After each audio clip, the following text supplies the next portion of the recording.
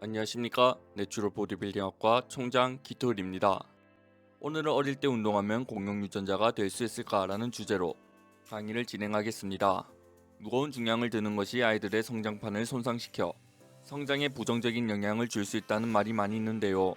특히 어릴 때 운동하면 키가 안 큰다는 말도 널리 퍼져 있습니다. 그런데 어린이가 웨이트를 드는 것이 실제로 건강에 해가 된다는 증거가 있을까요? 만약 그렇다면 그 의견들은 지금은 어떻게 변화했을까요? 여전히 안 좋다고 말할까요? 아니면 긍정적으로 바뀌었을까요? 오늘 본 논문에서는 청소년 운동선수들이 웨이트를 통해 얻는 근육의 변화, 근비대 반응, 그로 인한 위험과 우려사항, 그리고 청소년들에게 권하는 적합한 웨이트 방법에 대해 언급했습니다. 그리고 저자들은 이 논문의 내용을 4가지로 나눈 후 결론을 내렸습니다. 근육 건강 관련 측정, 근성장, 위험과 우려사항, 권장사항. 그러면 첫 번째부터 살펴보겠습니다. 첫 번째, 근육 건강 관련 측정. 근육 건강에 관한 연구는 근력, 지구력, 파워에 대한 결과를 포함했습니다. 근력에 관한 이 연구에서는 134명의 엘리트 청소년 축구 선수들을 대상으로 2년 동안 추적했는데 절반은 근력 훈련을 하고 나머지 절반은 축구만 했습니다.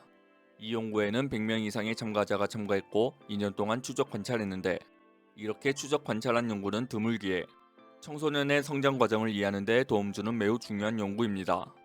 이 연구에서는 운동선수들을 19세 이하, 17세 이하, 15세 이하로 나누었고 각 그룹에는 13명에서 33명 사이의 축구 선수가 포함되었습니다. 축구만 한 그룹의 경우 19세 이하, 17세 이하, 15세 이하 대조군은 각각 원RM 프론트 스쿼트에서 평균 20.9%, 49.8%, 62.3% 증가했으며 원RM 백스쿼트는 각각 29.2%, 67%, 59.7% 증가했습니다. 이는 성인이 단순히 2년간 축구를 해서 얻을 수 없는 큰 성장으로 선수들이 신체적으로 성장하고 협응력이 좋아지면서 나타난 결과라고 봅니다. 하지만 저항 훈련을 받은 그룹은 훨씬 더 큰 향상을 보였습니다.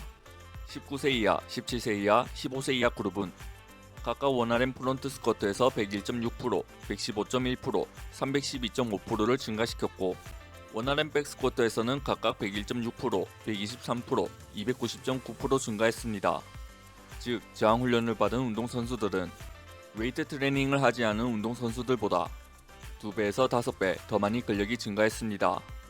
특히 15세 이하 그룹에서 근력 향상이 더 크게 나타났는데 이는 청소년기 성장이 일어날 때 훈련의 효과가 더 크다는 것을 의미합니다.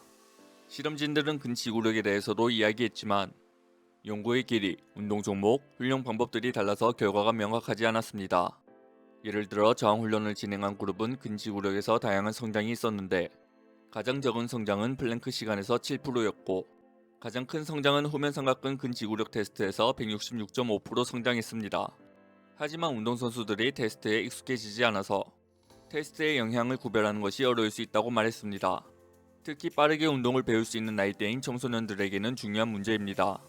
또한 근지구력은 근력과 밀접하게 관련이 있기에 이 부분에 대해서는 특별히 논의할 필요가 없다고 결론냈습니다. 파워에 대한 연구들은 대부분 비슷한 테스트인 카운터 무브먼트 점프, 스쿼트 점프, 메디슨 볼 던지기 등을 사용했습니다. 그리고 대부분의 연구에서 저항 훈련을 받은 선수들이 일관되게 파워 향상을 보였습니다. 또한 여러 연구에서 저항 훈련을 받은 어린 선수들이 더 큰 파워 향상을 보였다고 보고했습니다.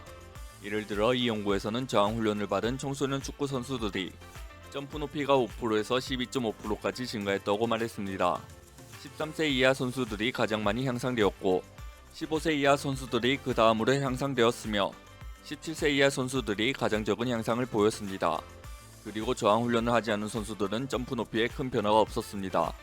이 변화는 단 6주 만에 일어났고 이는 신체적 성장이 아닌 훈련을 통해 신경과 근육의 능력이 더 좋아졌기 때문이라고 볼 수 있습니다.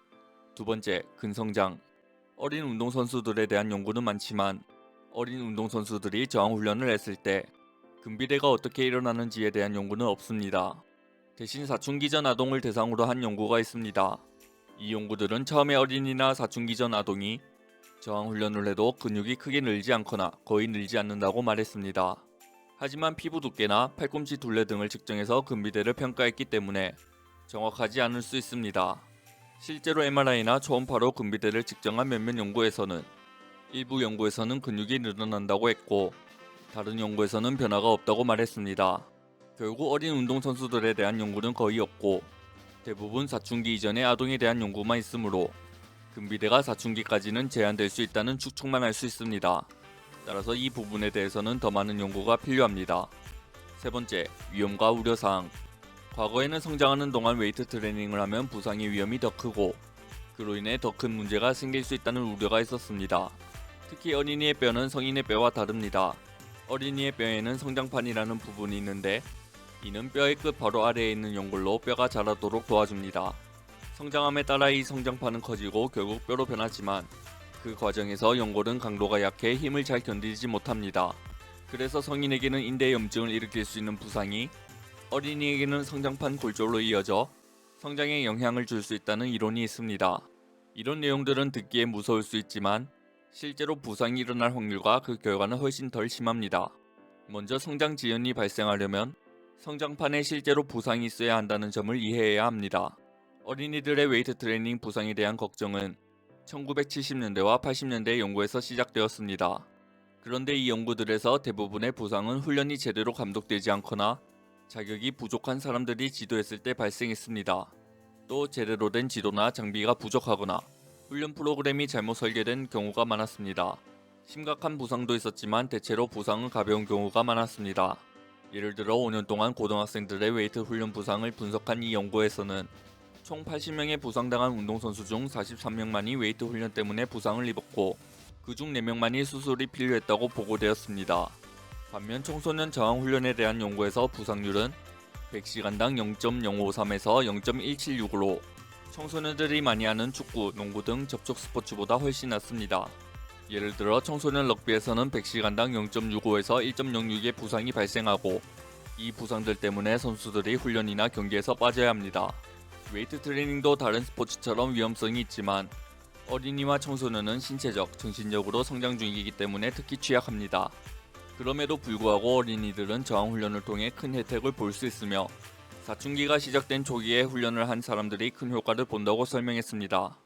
또한 아동 비만과 만성질환이 증가하는 상황에서 어린이들이 안전하게 지도받으며 훈련을 빨리 시작하는 것이 중요합니다. 위 사진은 부상의 위험을 높일 수 있는 요소들과 그 위험을 줄이기 위한 방법을 정리한 표입니다. 네 번째, 권장사항. 청소년 선수들에 대한 훈련 방식이 미치는 효과를 비교한 연구가 적습니다. 사실 어떤 변수에 대해서는 아예 연구가 없는 경우도 있습니다. 또한 청소년 운동선수들의 훈련량, 강도, 빈도에 따라 어떻게 반응하는지를 알아본 메타 분석은 단 하나뿐입니다. 이 메타 분석에서는 6개월 이상 훈련하고 한 운동당 6에서 8회를 5세트씩 하며 원RM의 80에서 90%에 해당하는 무게로 훈련하고 3에서 4분간 휴식을 취했을 때 가장 큰 근력 향상이 있었다고 보고했습니다. 사실 이 내용은 청소년 운동선수들만의 특성이 아니라는 점을 알 수 있습니다. 실제로 성인들에 대한 연구에서도 비슷한 결과가 나왔습니다. 즉, 적당한 양의 무겁고 강도 높은 웨이트를 충분한 휴식과 함께 오랫동안 하면 근력이 크게 향상된다는 것입니다. 하지만 연구를 개념적으로 이해하고 실제로 적용해야 효과적입니다. 저자들은 청소년 운동선수들이 처음에는 원RM의 50%에서 70% 정도의 가벼운 무게로 12에서 15회를 1에서 2세트씩 주 1에서 2회 훈련하는 것이 좋다고 말했습니다. 이 정도의 훈련량은 운동선수가 자신의 스포츠 훈련에 웨이트를 추가하면서 안전하게 적응하고 운동 기술을 잘 배울 수 있게 도와준다고 말합니다. 선수들이 나이가 들고 훈련에 적응하면 점차 주 2에서 3회 훈련을 하고 8에서 12회 2에서 3세트를 반복하며 원RM의 70에서 85% 정도의 무게를 사용하도록 늘려가고 마지막으로 원RM의 85% 이상으로 3에서 5세트를 주 2에서 3회 훈련하는 방법으로 점진적으로 바꾸는 것이 좋다고 권장했습니다. 전체적으로 이 접근법은 괜찮다고 생각하지만 초보자와 중급자의 반복 횟수 범위와 초보자의 휴식 시간을 조금 변경할 필요가 있다고 봅니다. 먼저 저자들은 청소년 운동선수들이 성인보다 세트 사이에 더 빨리 회복할 수 있다고 말했지만 이 이유를 들어 휴식 시간을 짧게 설정하는 건 안 된다고도 했습니다. 그 이유는 메타 분석에서 세트 사이에 3에서 4분 정도 쉬는 것이 더 크게 근력 향상이 된다고 밝혀졌기 때문입니다. 그리고 저도 이 점에 동의합니다. 하지만 저자들은 청소년 운동선수들이 1에서 2분만 쉬어야 한다고 제안했는데 이 부분은 조금 모순이 있다고 생각합니다.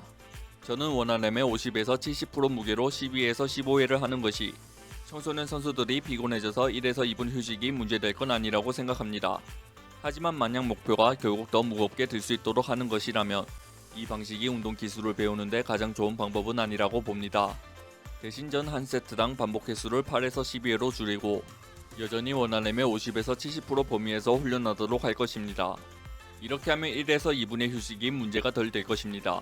또한 처음에는 선수들이 바벨을 최대한 빠르게 들 수 있도록 하되 기술을 제대로 유지하는 것에 집중하게 할 것입니다. 왜냐하면 이 시점에서는 근육이 크게 커지지 않아서 실패 직전까지 하지 않아도 되기 때문입니다. 그리고 대부분의 스포츠에서 파워를 키우는 것이 중요하고 처음에는 좋은 운동 기술을 배우는 것이 더 중요하므로 초급자는 피로를 덜 느끼고 기술에 집중하는 것이 더 좋다고 생각합니다. 그 이후에는 나이가 들고 발전함에 따라 훈련 강도와 무게를 늘려가면 된다고 생각합니다. 다만 중급자에게는 원활함의 70에서 85% 범위에서 근력과 파워를 목표로 할 때 8에서 12회보다는 6에서 10회가 더 좋다고 생각합니다. 웨이트 훈련으로 인한 성장판 부상은 실제로 일어난 사례가 많지 않았습니다. 하지만 청소년 운동선수들을 훈련시킬 때는 항상 안전을 최우선으로 고려해야 합니다. 적절하게 계획되고 감독되며 올바르게 지도된 저항훈련은 안전하며 청소년 운동선수들의 근력과 파워를 크게 증가시킬 수 있습니다. 근력과 파워는 사춘기 동안 자연스럽게 늘어나지만 저항훈련을 통해 그 증가가 더 커지며 특히 어린 운동선수들에서 더 뚜렷하게 나타납니다. 하지만 사춘기 전에 근성장이 일어나는지 그리고 사춘기 중에 언제부터 그런 성장이 일어나는지 자연적으로 일어나는 성장 이상으로 얼마나 더 자라나는지는 아직 명확히 밝혀지지 않았습니다. 마지막으로 청소년 운동선수들에게 저항훈련을 시작할 때는 점진적으로 접근해야 하며 처음에는 적은 무게와 적은 횟수로 기술을 익힌 후 점차 무게를 늘려가며 퍼포먼스를 향상시키는 것이 가장 좋습니다. 전체적으로 봤을 때 공용 유전자는 존재할 수 있다고 봅니다.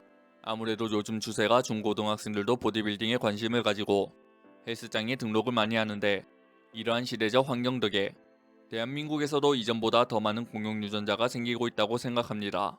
서양권, 특히 미국에서는 웨이트 트레이닝이 수업의 한 과목으로 차지하는데요.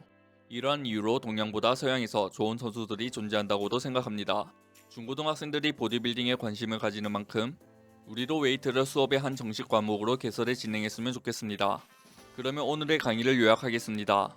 첫 번째, 사춘기 시절 웨이트를 진행하면 근력과 파워의 증가폭이 크다. 특히 사춘기 초기에 있는 운동선수들에게 더 큰 효과를 나타낸다. 두 번째, 역사적으로 청소년기에 진행하는 웨이트는 안전에 대한 우려가 있었다. 성장판은 비교적 약한 구조로 손상되면 성장을 방해할 수 있다. 세 번째, 하지만 초기 연구들에서 발생한 대부분의 부상은 감독 없이 훈련하거나 부적절한 지도, 프로그램, 장비가 사용된 경우에서 발생했다. 이러한 문제들이 해결되면 부상률은 매우 낮다. 오늘의 영상이 유익하셨다면 좋아요, 구독, 알람 설정 부탁드립니다.